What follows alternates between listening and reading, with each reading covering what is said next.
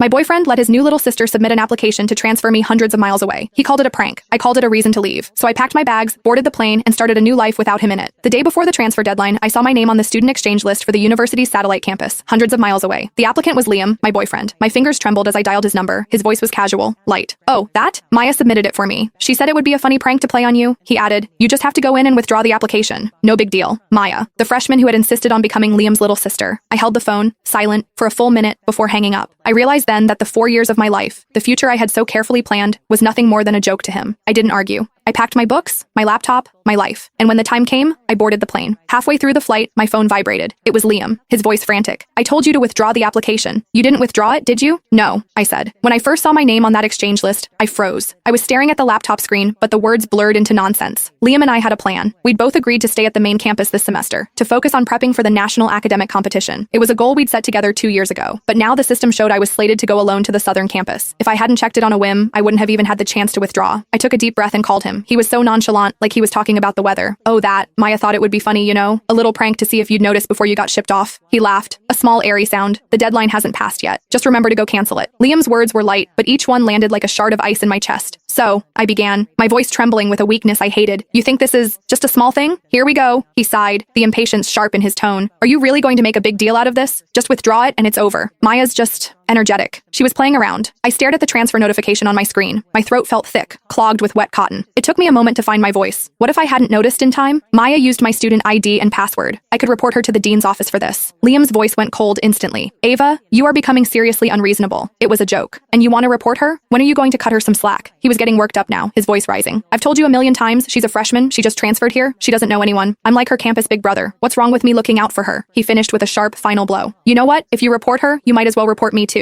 The line went dead. The dial tone was a high, piercing whine that drilled into my ear, pinning me to my chair. I held the phone, my own shocked face reflected in the dark screen. The sounds of the library around me faded into a distorted silence. High school to college. I'd known Liam for 5 years, dated him for 4. He was my boyfriend, the upperclassman who had guided me through the confusing first days on campus. I thought back to freshman year of high school, when I'd hidden in a library carrel, crying because I was homesick. He'd found me, sat with me, and talked me through it with a gentleness that soothed the ache in my chest. I remembered the homecoming dance our sophomore year, when a senior girl wouldn't leave him alone. I'd walked right up and looped my arm through his, claiming him. The way he'd looked down at me then, his eyes crinkling with a smile. After the dance, walking me back to my dorm, he'd asked me to be his girlfriend under a sliver of a moon. 5 years had woven him into the very fabric of my life. Everyone said we were the campus golden couple, destined to walk the same path. We'd already planned it all out. After graduation, we'd stay in this city, get an apartment, adopt a cat. We were going to carefully transplant our student love into the real world and watch it grow. Everything was supposed to run on its designated track, smooth and steady, toward a bright future. But now I was staring at a cold, digital notification that felt like a punchline to a joke I wasn't in on.